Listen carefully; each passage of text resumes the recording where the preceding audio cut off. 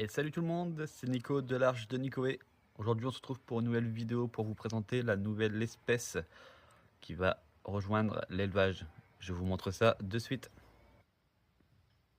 Et donc comme vous pouvez le voir, pour ceux qui s'y connaissent, même si on s'y connaît pas, tout le monde en a déjà vu, on est sur des œufs de caille. Donc ça y est, on va faire de la caille à l'élevage.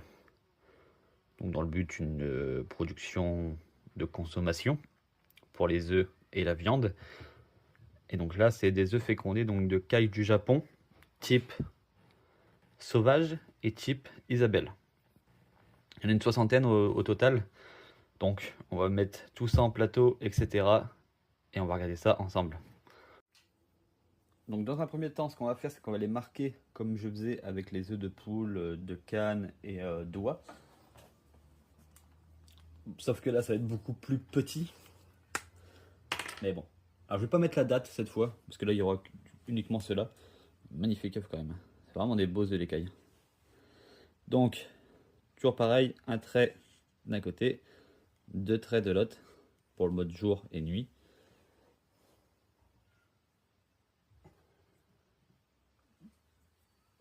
Je vous remontrer sur un œuf blanc. Donc, un trait d'un côté, deux traits de l'autre, à peu près en face. Donc je fais ça pour tous les œufs et puis on se retrouve après sur le plateau.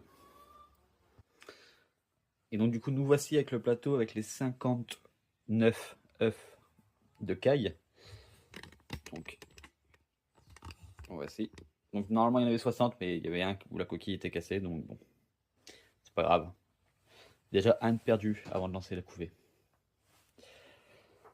Donc je pense personnellement que ce souche un peu sauvage, ça va être tout cela, comme ça. Et les souches Isabelle, ça va être les plus clairs comme ça.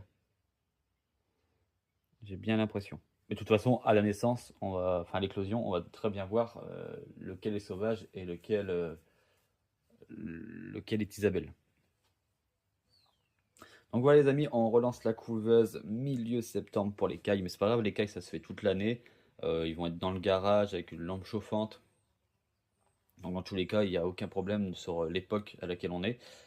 Ce qui est très bien aussi, c'est que au bout de 6 à 8 semaines, ils commencent déjà à pondre, ils ont déjà leur maturité sexuelle. Et pareil, au bout de 6-8 semaines, ceux qu'on a décidé d'engraisser, donc souvent les mâles forcément, eh ben, ils peuvent déjà être consommés. Donc c'est très rapide